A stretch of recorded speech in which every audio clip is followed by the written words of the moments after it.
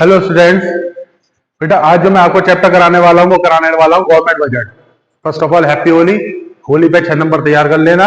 Government budget 6 number का chapter है जो आएगा आपको, ठीक है। तो गवर्नमेंट बजट में बेटा सबसे पहले मैं आपको गवर्नमेंट बजट बताता हूँ। गवर्नमेंट बजट होता क्या है? गवर्नमेंट बजट बेटा, गवर्नमेंट बजट जो है बेटा, ये एक तरीके से का फाइनेंशियल स्टेटमेंट होता है गवर्नमेंट का। हमारी मींस गवर्नमेंट के पास कितना पैसा आया, गवर्नमेंट ने कितना पैसा खर्च किया, और आने वाला जो ईयर है हमारा उसमें क्या पॉलिसी और प्रोग्राम रहने वाले हैं, ये हमारा गवर्नमेंट बजट के अंदर होता है, ठीक है। तो बेटा गवर्नमेंट बजट जो है हमारा 1 फरवरी को अनाउंस होता है, ठीक है। 1 February is well known for government budget, ठीक है। अब इसमें जो आपके बोर्ड में क्वेश्चन आने वाले हैं, ठीक है, वो पता क्या आने वाले हैं? Objectives of government budget.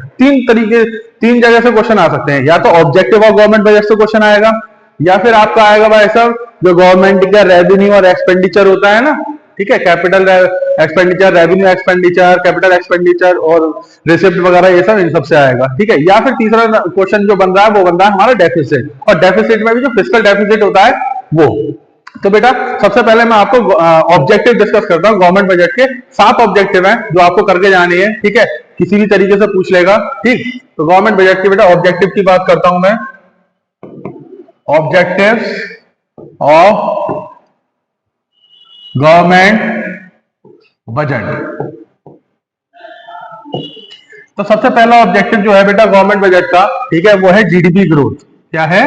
GDP growth. Government अपना बजट बनाती है तो उसमें जीडीपी ग्रोथ का ध्यान रखती है कि जीडीपी ग्रोथ के लिए, ठीक है, क्या किया जाए। तो जीडीपी ग्रोथ के लिए गवर्नमेंट क्या करती है? एक तो अपना खुद का खर्चे करती है, खुद का इन्वेस्टमेंट करना है उसे, ये डिसाइड करती है कि हमें कहां का एक्सपेंडिचर करना है, ठीक है। और जो हमारे प्राइवेट यानी कि हम लोग हैं, हम लोग भी अगर इन्वेस्टमेंट करना चाह रहे हैं तो हम लोगों को टैक्स रिबेट दिए, ठीक है, कुछ हमें सस्ता लोन वगैरह देना, जिससे हम लोग है ना मतलब एक तरीके से प्रमोट करती है हमें कि हम भी इन्वेस्टमेंट करें। तो जीडीपी ग्रोथ होती है। जीडीपी ग्रोथ करने के लिए बेटा बताया मैंने क्या, दो, या अपना खुद का इन्वेस्टमेंट सरकार बढ़ाती है, दूसरा जो हम लोग हैं प्राइवेट लोग, हम लोग इन्वेस्टमेंट करें तो हमारे लिए टैक्स रिबेट कंसेशन वगैरह देती है। बस इतना करना है जीडीपी ग्रोथ में, ठीक है। तो सेकंड ऑब्जेक्टिव जो आता है हमारा, सेकंड ऑब्जेक्टिव ये इंपॉर्टेंट है, इससे भी क्वेश्चन आ जाता है बेटा, वो है allocation of resources. Allocation of resources.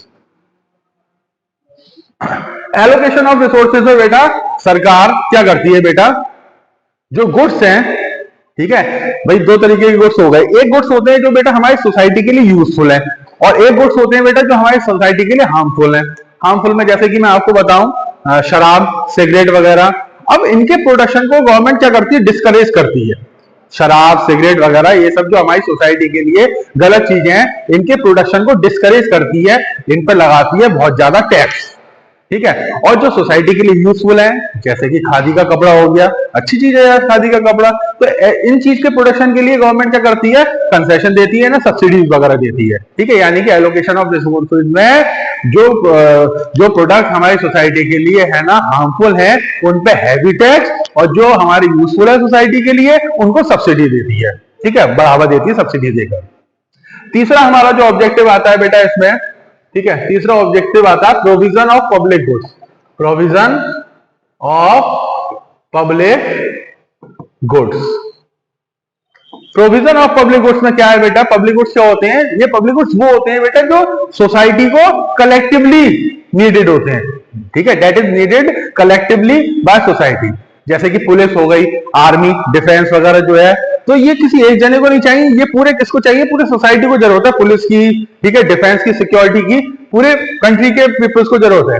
तो ऐसी पब्लिक गुड्स के लिए फंड का एलोकेशन का ध्यान रखती है कि भाई पब्लिक गुड्स के लिए सफिशिएंट फंड अवेलेबल रहे, ठीक है। तो ये हमारा है तीसरा ऑब्जेक्टिव इसमें। फिर आते हैं बेटा हम अपने फोर्थ ऑब्जेक्टिव पे, ठीक है। जो फोर्थ ऑब्जेक्टिव आएगा हमारा वो आएगा रीडिस्ट्रीब्यूशन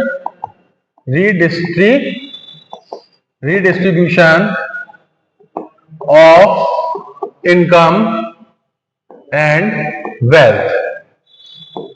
तो redistribution of income and wealth में बेटा आपको क्या ध्यान रखना है? गवर्नमेंट क्या करती है? इस चीज का ध्यान रखती है कि इनकम इनइक्वलिटीज हमारी कम। तो इनकम इनइक्वलिटीज कम हो उसके लिए क्या है बेटा? रिच पीपल्स पर ज्यादा टैक्स लेना, जो अमीर है, ठीक है, उनसे ज्यादा टैक्स, और जो बेचारे पुअर है, ठीक है, उनको सब्सिडी देना, फ्री में राशन दे देना, ठीक है, ये पॉलिसी रखती है जिससे इनइक्वलिटीज कम हो जाए, ठीक है, क्योंकि गरीब कमाते कम है, वही अगर टैक्स दे देंगे तो उनके पास बचेगा क्या, तो रिच से ज्यादा टैक्स लो, गरीबों को है ना सब्सिडी दो, जैसे फ्री में राशन वगैरह देना, ठीक है, पीडीएस जो पब्लिक डिस्ट्रीब्यूशन सिस्टम है, ठीक है, तो ये होता है बेटा गवर्नमेंट की पॉलिसी, इसमें redistribution of income and wealth में ध्यान रखती है, रिच रिच ना होते जाए, पुअर पुअर ना होते जाए, ठीक है, ये है फोर्थ ऑब्जेक्टिव हमारा। फिफ्थ ऑब्जेक्टिव आता है बेटा हमारा रीजनल इक्विलिटी। रीजनल इक्विलिटी में मैं आपको बताना चाहता हूं, गवर्नमेंट अपने बजट में इस चीज का ध्यान रखती है कि ऐसा ना हो कि बैकवर्ड एरिया और ज्यादा बैकवर्ड होता जाए, इंडस्ट्रीज बैकवर्ड एरियाज में लगे ही नहीं। अब क्या करा जाए इसके लिए, तो इसके लिए बेस्ट एग्जांपल है हमारा SEZ, स्पेशल इकोनॉमिक जोन, ठीक है, special economic zone. Special economic zone क्या होता है बेटा, एक एरिया होता है जिसमें आप अगर फैक्ट्री लगाएंगे तो आपको बहुत सारे कंसेशन वगैरह मिलेंगे, टैक्स हॉलीडे वगैरह मिलेगी आपको, ये सारी फैसिलिटी अवेलेबल होती हैं एक इंडस्ट्री लगाने के लिए स्पेशल इकोनॉमिक जोन में। तो गवर्नमेंट ने बैकवर्ड एरियाज का भी डेवलपमेंट हो, वहां भी इंडस्ट्रीज लगे, उसके लिए SEZ वगैरह ओपन कर रखे हैं, तो ये इसका बेस्ट एग्जांपल है रीजनल इक्विलिटी का। गवर्नमेंट अपने बजट में इस चीज का भी ध्यान रखती है, ठीक है। फिर हमारा जो सिक्स्थ ऑब्जेक्टिव आता है वो आता है employment opportunities. Employment opportunities, employment opportunities में बेटा मैं आपको बताना चाहता हूं, बहुत ध्यान से सुनिएगा। एम्प्लॉयमेंट अपॉर्चुनिटीज में, तो एम्प्लॉयमेंट अपॉर्चुनिटीज का ये है कि गवर्नमेंट अपना बजट बनाते पे ये चीज का ध्यान रखती है कि भाई सफिशिएंट जो पब्लिक एंटरप्राइजेज हैं उनमें नौकरियां निकले, चाहे रेलवे हो, ठीक है, चाहे भारत पेट्रोलियम, ONGC, ठीक है, ये सब जो पब्लिक एंटरप्राइजेज हैं, तो गवर्नमेंट इसका ध्यान रखती है कि भाई नौकरियों के अवसर निकले, न्यू एम्प्लॉयमेंट अपॉर्चुनिटी लोगों को मिले, ठीक है। इसमें एक एग्जाम्पल आप लिख सकते हैं, वो है MG नरेगा। क्या है? MG नरेगा। MG नरेगा, इसके अंदर एग्जाम्पल ले सकते हैं Mahatma Gandhi national rural employment guarantee act. इसमें यह है कि 100 डेज का एम्प्लॉयमेंट गवर्नमेंट गारंटेड दिलवाएगी, अगर नहीं दिलवाएगी तो उसके बदले में अलाउंस देगी, ठीक है। तो ये एग्जाम्पल आपको इसमें लिखना है। फिर आता है बेटा हमारा 7th ऑब्जेक्टिव, ठीक है, economic stability. Economic stability, economic stability में बेटा देखो मैं बताऊं, आपने फेज सुने होंगे, ये रिसेशन होता है, डिप्रेशन होता है, ठीक है, बूम पीरियड होता है, रिकवरी पीरियड होता है, तो ये एक साइकिल होती है। जैसे रिसेशन में रिसेशन, डिप्रेशन, ये सब क्या मद्दा होता है, डिमांड नहीं होती तो प्रोड्यूसर क्या करता है ना, प्रोडक्शन कट करता है, उसके यहाँ जो एम्प्लॉयज होते हैं उनकी भी छटनी करता है कि भाई क्यों, जब माल बिक ही नहीं रहा, डिमांड नहीं है तो प्रोडक्शन नहीं करता है, एम्प्लॉयमेंट कम होता है। तो ये कुछ है ना डिप्रेशन, रिसेशन, ठीक है, ये इकोनॉमी में आते हैं।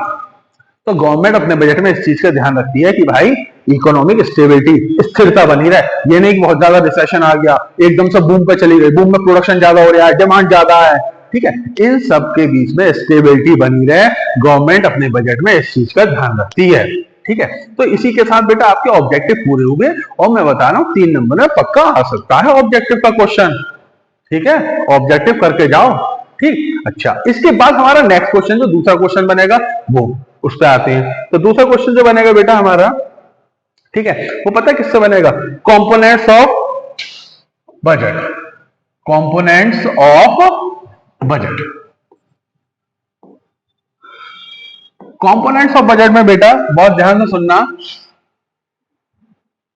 रिसिप्ट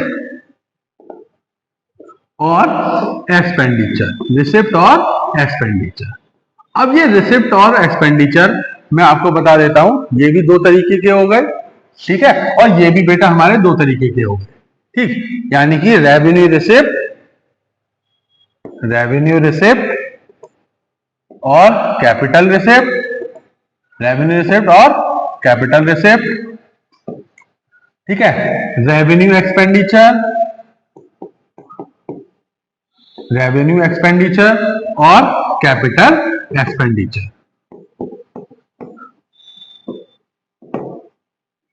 तो बेटा एक एक करके बहुत ध्यान से सुनिएगा, रेवेन्यू एक्सपेंडिचर, रेवेन्यू रिसिप्ट वगैरह ये सब क्या होते हैं बेटा।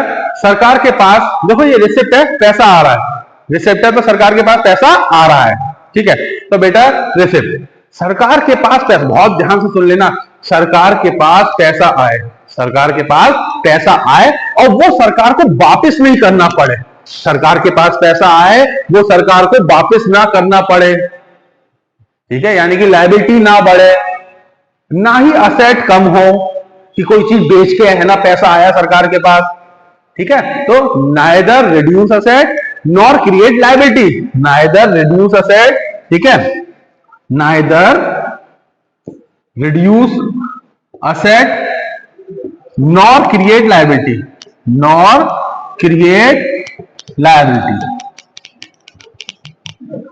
ना ही सरकार की असेट कम हो ना ही सरकार की लायबिलिटी बढ़े, ऐसा पैसा आया सरकार के पास वो कहलाता है रेवेन्यू रिसिप्ट।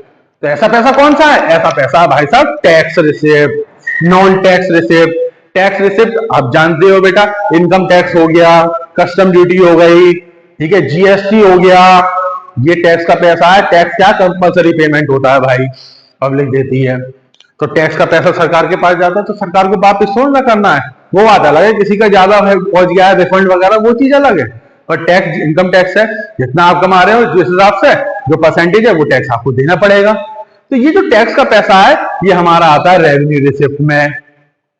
फिर आता है हमारा नॉन टैक्स रिसिप्ट। कौन सी होती है? तो नॉन टैक्स रिसिप्ट होती है बेटा फीस, फाइन, ठीक है, फाइन जैसे कि तुम लोग जा रहे हो मोटरसाइकिल आराम से गेड़ियां मार रहे हो, 3-3 4-4 जने बैठे हो, हाँ भाई मामू ने रोक लिया, पुलिस मामू ने, क्या लाओ भाई 1000 रुपए का, लाओ 2000 रुपए का चालान, सीट बेल्ट नहीं लगा, तो ये जो फाइन हो गए ये पैसा, ठीक है। फीस, आपको बर्थ सर्टिफिकेट बनवाना है, जमीन का बैनामा करवाना है, लैंड रजिस्ट्रेशन, तो ये जो फीस जाती है ये फीस वाला पैसा हो गया, इसके अंदर आएगा रेवेन्यू रिसिप्ट के अंदर हमारा नॉन टैक्स रिसिप्ट। तो फीस, फाइन, ठीक है, और जो इंडियन रेलवे के टिकट बिक रहे हैं, ठीक है, ये पैसा आ रहा है सरकार के पास, तो इसको बोलते हैं इनकम फ्रॉम पब्लिक एंटरप्राइजेस, ये है ना हमारा इसके अंदर आता है रेवेन्यू रिसिप्ट के अंदर नॉन टैक्स रिसिप्ट, ठीक है। और एस शीट, एस शीट होता है बेटा ऐसा कोई प्रॉपर्टी जिसका कोई वारिस नहीं है, लीगल हेयर नहीं है, ठीक है, तो उससे सरकार को जो इनकम हो रही है वो हमारा रेवेन्यू रिसिप्ट के अंदर आएगा, ठीक है। तो ये सारी चीजें हमारी किसके अंदर आती है? रेवेन्यू रिसिप्ट के अंदर आती है, ठीक है। अब बात करते हैं कैपिटल रिसिप्ट की। कैपिटल रिसिप्ट क्या होता है बेटा? कैपिटल रिसिप्ट क्या होता है? ये असेट कम करेगी या फिर लायबिलिटी बढ़ाएगी, ठीक है, ईदर, ठीक है, ईदर क्रिएट लायबिलिटी, इधर क्रिएट लायबिलिटी, या तो है ना लायबिलिटी क्रिएट करेगी और रिड्यूसेस असेट, और रिड्यूसेस असेट, या फिर असेट कम करेगी। जैसे कि मान लीजिए इसमें आता है बेटा बोरोइंग, इसमें आता है बोरोइंग, बोरोइंग यानी कि हमारा उधार लेना, ठीक है। तो भाई हमारी गवर्नमेंट उधार ले रही है, पैसा आएगा, ठीक है, हमारी गवर्नमेंट उधार ले रही है, हमारे पास पैसा आएगा, बोरोइंग, तो ये कैपिटल रिसिप्ट है, क्योंकि लायबिलिटी बढ़ रही है, वापस नहीं करना है जो उधार लिया है, ठीक है। फिर आता है हमारा रिड्यूस असेट। रिड्यूस असेट यानी कि सरकार कोई अपनी फैक्ट्री बेच दे या उसमें उसके शेयर है वो शेयर बेच दे, जिसको बोलते हैं डिसइन्वेस्टमेंट, जिसको बोलते हैं डिसइन्वेस्टमेंट, ठीक है। तो डिसइन्वेस्टमेंट क्या है भाई? तुम अपनी है ना, तुम अच्छे खासे शेयर हैं तुम्हारे 60-70% किसी फैक्ट्री में गवर्नमेंट के, उसमें से उसने अपने शेयर बेच दिए या पूरी की पूरी फैक्ट्री बेच दे, जैसे एयर इंडिया वापस टाटा ने ले ली, तो ये होता है डिसइन्वेस्टमेंट। इससे जो पैसा आ रहा है असेट कम हो रही है, तो ये किसके अंदर आएगा? हमारा कैपिटल रिसिप्ट के अंदर आएगा, ठीक है। अब आता है बेटा हमारा इसमें एक्सपेंडिचर के बारे में बात करते हैं। एक्सपेंडिचर भी दो तरीके का है, रेवेन्यू एक्सपेंडिचर और कैपिटल एक्सपेंडिचर। सरकार का ऐसा खर्चा, सरकार का ऐसा खर्चा, बहुत ध्यान से सुनिएगा, सरकार का ऐसा खर्चा, ठीक है, जो ना ही सरकार की असेट बढ़ाए ना ही लायबिलिटी रिड्यूस करे, ना ही सरकार की असेट बढ़ाए और ना ही सरकार की लायबिलिटी रिड्यूस करे। हाँ, मैं बता रहा था बेटा रेवेन्यू एक्सपेंडिचर। रेवेन्यू एक्सपेंडिचर है बेटा हमारा, बहुत ध्यान से सुनना, ना ही सरकार की असेट को बढ़ाए, क्रिएट असेट, ठीक है, neither create asset, neither create asset nor reduce liability, nor reduce liability, यानी कि सरकार पैसा खर्च करे, उसमें उसकी असेट ना बने कोई कि भैया कोई बिल्डिंग खरीद ले ली, कोई फैक्ट्री खरीद ली, ऐसा नहीं हो, ऐसा ठीक है। और ना ही लायबिलिटी रिड्यूस हो कि उधार का पैसा वो उधार चुका रहे हैं, ऐसा खर्चा सरकार का, ठीक है। पता कौन सा होता है? जिसमें ना ही असेट बने ना ही लायबिलिटी कम हो, भाई सैलरी आर्मी की सैलरी है, पुलिस वालों की सैलरी है, जो भी है, ठीक है, जितने भी गवर्नमेंट एम्प्लॉय हैं, इसको बोलते हैं वेज बिल, ठीक है, वेजेस बिल।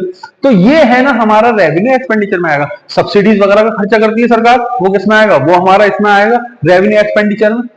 अच्छा, फिर बात करते हैं बेटा कैपिटल एक्सपेंडिचर की।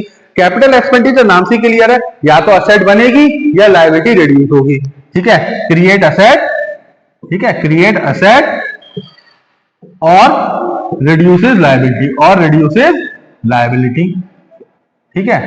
यानी सरकार का ऐसा खर्चा, कोई फैक्ट्री खरीद ली, भाई एसेट बन गई, कैपिटल एक्सपेंडिचर है। या फिर ऐसा खर्चा, लोन का पेमेंट कर रही है, जो उधार लिया है, तो ये भाई लायबिलिटी रिड्यूस हो रही है, तो ये सब हमारा किसमें आएगा, कैपिटल एक्सपेंडिचर में आएगा। तो भाई मैं क्या बता रहा हूं, या तो क्वेश्चन आएगा ऑब्जेक्टिव ऑफ गवर्नमेंट बजट से, या फिर क्वेश्चन आएगा इन सब चीजों से कि सरकार ने ये काम किया, बताओ किसमें आएगा, रेवेन्यू रिसिप्ट में आएगा या एक्सपेंडिचर में आएगा, इस तरीके का क्वेश्चन आ जाएगा, ठीक है। तो ये हमारा क्वेश्चन आएगा दूसरा इससे।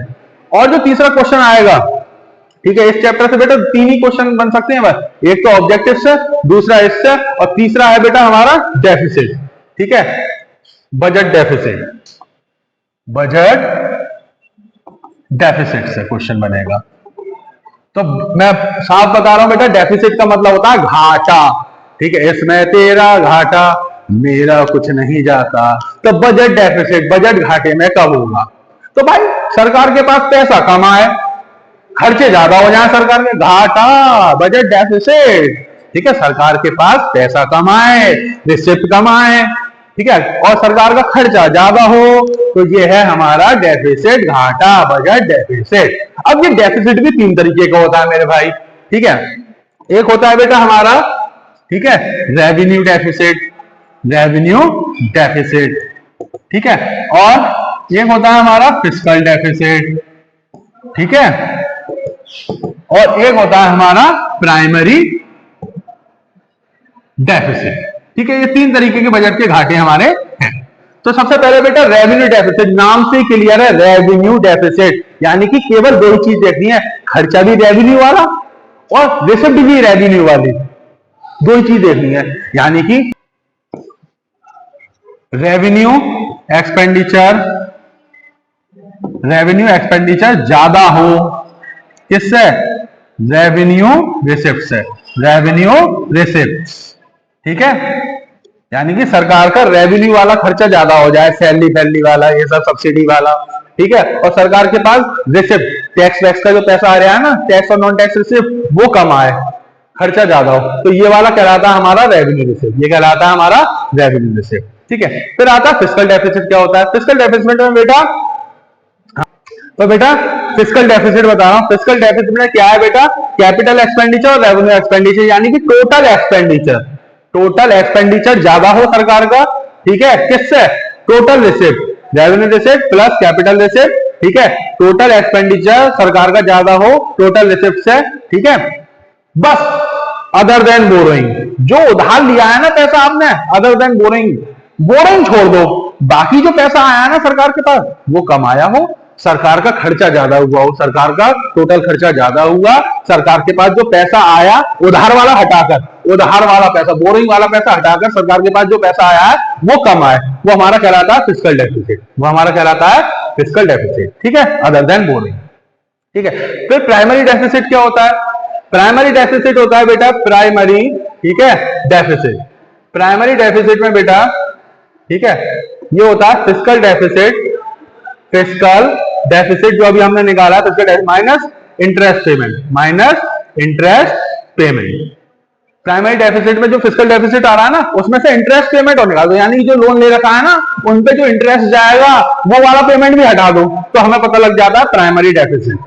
ये हमारी करंट ईयर की बोरिंग बताता है कि हमें बोरिंग की कितनी जरूरत है विदाउट इंटरेस्ट पेमेंट, और ये बोरिंग बताता है हमें और कितने उधार की जरूरत है विद इंटरेस्ट पेमेंट।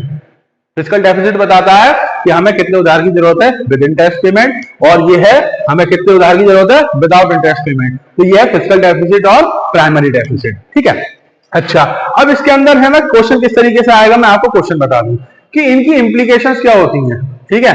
तो रेवेन्यू डेफिसिट है आपका, मान लीजिए, ठीक है, रेवेन्यू डेफिसिट है, तो सरकार का क्या है रेवेन्यू डेफिसिट, यानी कि सरकार के पास रेवेन्यू वाला पैसा कमा रहा है, ठीक है, सरकार का रेवेन्यू वाला खर्चा ज्यादा हो रहा है, तो सरकार को क्या करना चाहिए, सरकार को सब्सिडी वाले खर्चे कम कर दे भैया, अगर रेवेन्यू डेफिसिट से बचना है तो टैक्स बढ़ा दो, ठीक है। तो रेवेन्यू डेफिसिट को कैसे सही किया जाए, तो रेवेन्यू डेफिसिट में सरकार के अपने जो फालतू खर्चे हैं सोशल वेलफेयर वाले वो कम करने पड़ेंगे और सरकार को टैक्स बढ़ाना पड़ेगा, तो रेवेन्यू डेफिसिट कई हद तक सही हो सकता है। अगर ये सही नहीं होगा तो भाई ये किसको जन्म दे देगा, ये फिस्कल डेफिसिट को जन्म दे देगा। अच्छा, जो आपके बोर्ड में आएगा वो फिस्कल डेफिसिट का ज्यादा इंपॉर्टेंट लगता है मुझे। फिस्कल डेफिसिट क्या होता है, अगर फिस्कल डेफिसिट बना रहता है ना बेटा, बहुत ध्यान से सुनना मेरी बात को, फिस्कल डेफिसिट अगर बना रहता है तो भाई है ना इन्फ्लेशन आता है, क्या आता है, इन्फ्लेशनरी स्पाइरल, ठीक है। और गवर्नमेंट को और उधार लेना पड़ेगा, गवर्नमेंट की बोरिंग बढ़ेगी, ठीक है, इन्फ्लेशन आएगा, इन्वेस्टमेंट के लिए पैसा कम बचेगा प्राइवेट लोगों के पास, क्योंकि गवर्नमेंट ही उधार ले लेगी पैसा, ठीक है। तो प्राइवेट लोगों के पास पैसा कम बचेगा इन्वेस्टमेंट करने के लिए, ठीक है, क्योंकि गवर्नमेंट ही बोरिंग कर रही है, ठीक है, गवर्नमेंट की बोरिंग बढ़ेगी, प्राइवेट के लिए इन्वेस्टमेंट का पैसा कम रहेगा, ठीक है। और इन्फ्लेशन आएगा, इन्फ्लेशनरी स्पाइरल आएगा हमारा, ठीक है, इन्फ्लेशन आएगा। और जो बाहर के लोग हमारे यहाँ इन्वेस्टमेंट करने की सोचेंगे ना, उनका कॉन्फिडेंस लूज हो जाएगा। अरे हमारी ऐसे कंट्री का डेफिसिट ज्यादा है, फिस्कल डेफिसिट ज्यादा है, तो भाई ये गवर्नमेंट की जो एक तरीके से गुडविल कह सकते हैं हम, जो क्रेडिबिलिटी होती है, ग्लोबल इन्वेस्टर्स जो होते हैं बाहर के लोग, वो देखते हैं फिस्कल डेफिसिट कितना है, तभी वो इन्वेस्टमेंट करने की सोचते हैं। तो ठीक है, ग्लोबल इन्वेस्टर्स का कॉन्फिडेंस लूज होता है, तो ये फिस्कल डेफिसिट की इंप्लीकेशंस है, ठीक है। तो बेटा इस चैप्टर में आपको बस मेरी बात सुन लो, 3 जगह से क्वेश्चन करके जाने, मैं फिर से बोल रहा हूं, या तो ऑब्जेक्टिव्स ऑफ गवर्नमेंट बजट में से कुछ आएगा, या फिर गवर्नमेंट के जो कंपोनेंट्स है बजट रिसिप्ट और एक्सपेंडिचर उनमें से कुछ आ जाएगा, या फिर आएगा हमारा ये डेफिसिट से, जिसमें भी इंपॉर्टेंट कौन सा है, फिस्कल डेफिसिट, कि फिस्कल डेफिसिट क्या होता है, ठीक है, उसकी इंप्लीकेशंस क्या है, ठीक है। ये है आपका गवर्नमेंट बजट में बेटा, इतना ही आपको गवर्नमेंट बजट में करके जाना है। होली है, 6 नंबर पक्के हो गए भाई साहब, मन से पढ़ लेना, एंड हैप्पी होली।